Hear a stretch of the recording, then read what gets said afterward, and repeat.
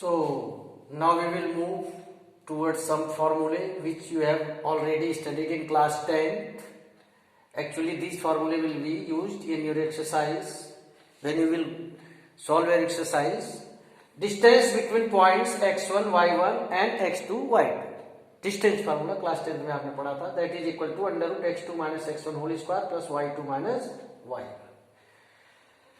अब आप स्लोप के रिगार्डिंग आपको मैंने अभी बताया स्लोप क्या होता है, तो आप स्लोप निकालना अगर सीख गए हैं, आपको कोई एंगल दिया है या कोई पॉइंट्स दिए हैं तो आप स्लोप बड़ी इजीली निकाल सकते हैं। एंगल दिया तो tan थीटा लगा देंगे और x1 y1 x2 y2 point दिया है तो आप y2 minus y1 upon x2 minus x1 कर लेंगे।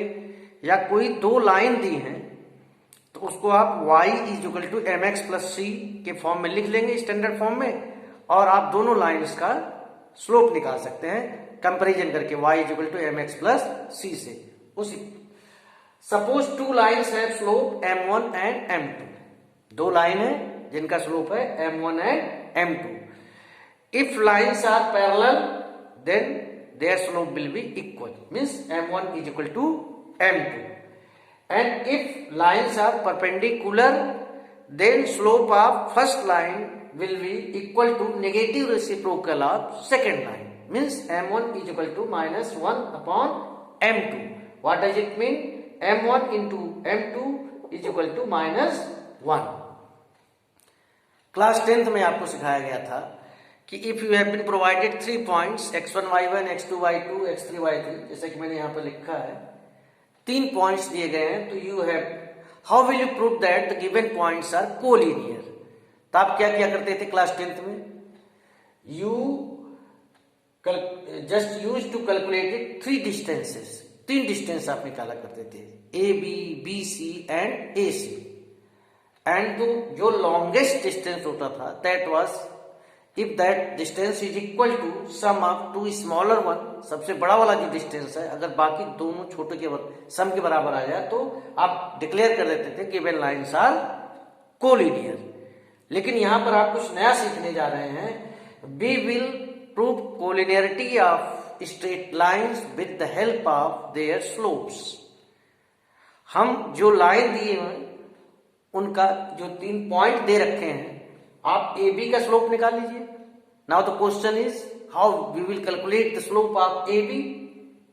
Very easy, y2 minus y1 upon x2 minus x1, A B का स्लोप आएगा। How we will calculate the slope of B C, y3 minus y2 upon x3 minus x2। Means slope का जो formula होता है difference between ordinates upon difference between abscissa.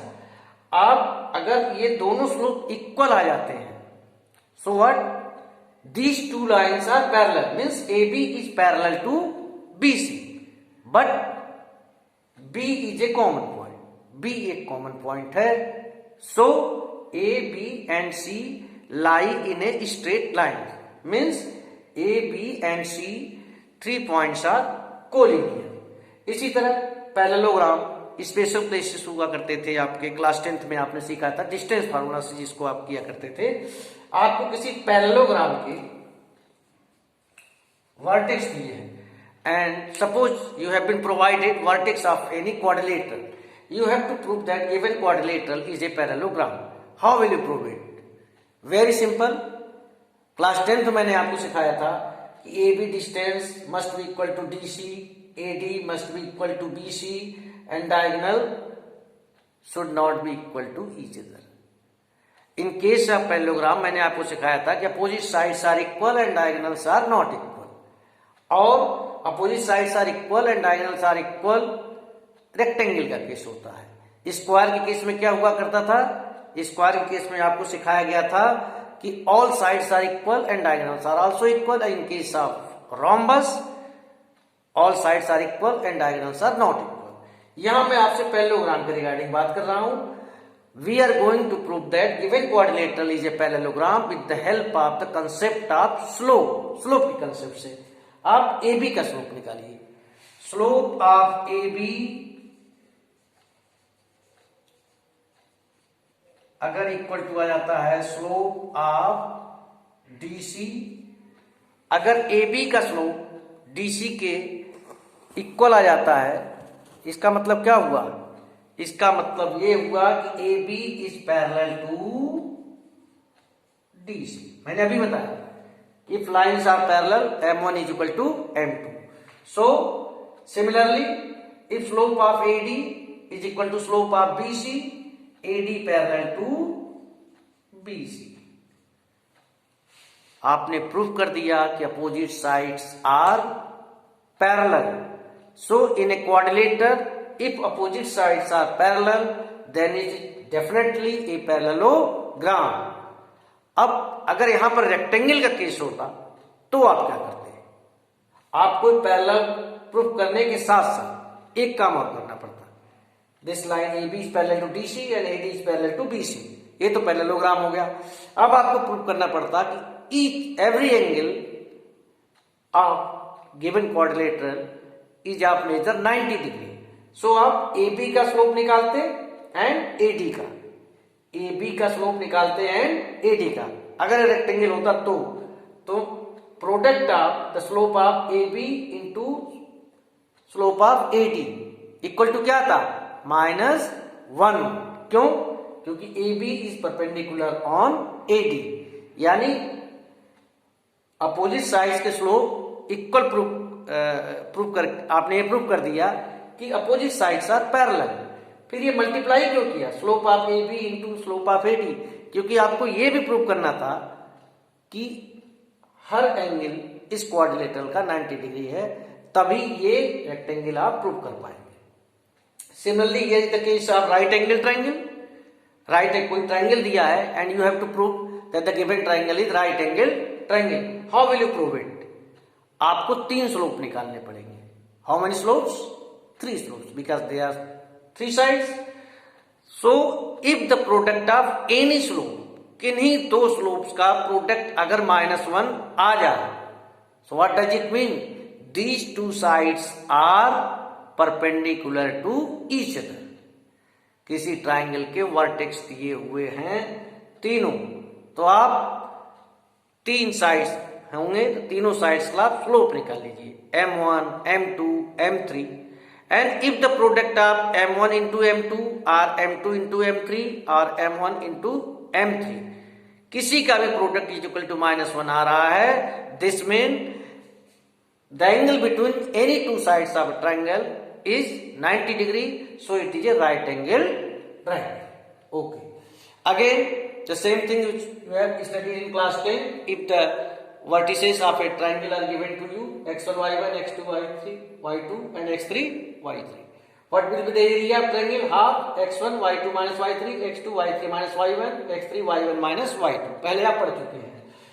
अगर ये minus में आ जाए तो आप लिखेंगे area can not be negative, उसको आप पॉजिटिव लिख देंगे, इतनी स्क्वायर यूनिट। अब मैं आपको बताने जा रहा हूं how to find out angle between 2 lines having slope m1 and m2। अगर 2 लाइन्स हैं जिनका स्लोप आपको m1, ये लाइन L1 है जिसका स्लोप है m1, और ये लाइन L2 है जिसका स्लोप है m2, इसके बीच का आपको एंगल निकालना है, 2 लाइन्स के बीच का एंगल। तो देखिए ये मैंने जो बनाया है L1 और L2, ध्यान से देखिए, इनके बीच का एंगल निकालना है। तो यहां पर 2 एंगल L1 और L2 के बीच एक तो एंगल θ1 है, इस वाले एंगल कर सकते हैं, और एक दूसरा एंगल ये है θ2। तो फॉर्मूला क्या है? tan θ इज इक्वल टू, इसीलिए यहां पर प्लस माइनस लगाया गया है, plus minus m1 minus m2 1 plus m1 m2। मैं यहां थोड़ा और क्लेरिफाई कर दूंगा, जैसे ये 2 लाइन्स हैं। ओके, अब मैं आपसे पूछूंगी इन 2 लाइन के बीच क्या एंगल है? एक तो एक ही एंगल आपको दिखाई दे रहा है 90 डिग्री से कम वाला, ये वाला, और दूसरा एंगल कौन सा है? ये वाला है। दैट्स वाई इसके फॉर्मूले में tan theta is equal two plus minus m1 minus m2 upon 1 plus m1 m2 use किया जाता है। ये क्या है? अगर आपको दिया हुआ स्लोप, तो how to find out the angle between the 2 lines. Okay, अब प्लस माइनस क्यों लगाते हैं आपको मैंने बता दिया, क्योंकि एक एक्यूट एंगल होता है और एक ऑब्ट्यूस एंगल होता intercept form of A line, अगर सपोज कर लो कोई लाइन एक्स एक्सिस पर ए इंटरसेप्ट बना रही है, मीन्स ए कॉमा 0 पे काट रही है, वाई एक्सिस पर बी इंटरसेप्ट बना रही है, यानी वाई एक्सिस को काट रही है 0 कॉमा बी पे, तो उसका स्टैंडर्ड फॉर्म होता है x upon a plus y upon b is equal to 1। Normal form है लाइन में क्या होता है, x cos omega plus y sin omega is equal to p। ये एंगल है आपका and p is the distance from the origin. ये मैंने यहाँ एक एग्जांपल लिया है, x minus y is equal to 4। यहाँ पर देखिए एग्जांपल मैंने लिया x minus y is equal to 4 लिया है। तो इसका क्या करना है, आपको डिवाइड कर देंगे, x के पहले जो कोफिशिएंट है 1 है, y के पहले -1 है, तो 1 स्क्वायर प्लस -1 स्क्वायर यानी √2 से पूरे इक्वेशन को डिवाइड कीजिए। ये ध्यान रखिएगा कि राइट हैंड साइड पॉजिटिव होना चाहिए, क्योंकि डिस्टेंस कभी नेगेटिव में नहीं होता। डिवाइड करने के बाद 1/√2 y इज इक्वल टू 4/√2। 4/√2 2√2 कैसे आता बताने की जरूरत नहीं है। 4 क्या होता है, 2 into 2 अपॉन √2, तो इस 2 को क्या लिख सकते हैं, √2 into √2 अपॉन √2, सो 2√2। तो अब आप देखेंगे जब इस लाइन को अगर आप प्लॉट करें, ग्राफ पर अगर आप प्लॉट करेंगे तो आप देखेंगे कि ए लाइन एक्सिस से कितने का एंगल बना रही है और ए वाली लाइन वाई एक्सिस से कितने का एंगल बना रही है। आप इस चीज को देखना, आप कॉस ओमेगा यहाँ पॉजिटिव में है, जाहिर सी बात है एक्यूट एंगल बना रही होगी। साइन ओमेगा यहाँ माइनस में आया है, जाहिर सी बात है ये वाला एंगल नेगेटिव में आएगा। तो इसको आप x minus y equal to 4 को ग्राफ पर प्लॉट करना और इसका कंपैरिजन करना आप इस चीज से, तो आपको समझ में आ जाएगा कि ये मैंने क्या लिखा है, x cos omega y sin omega is equal to p।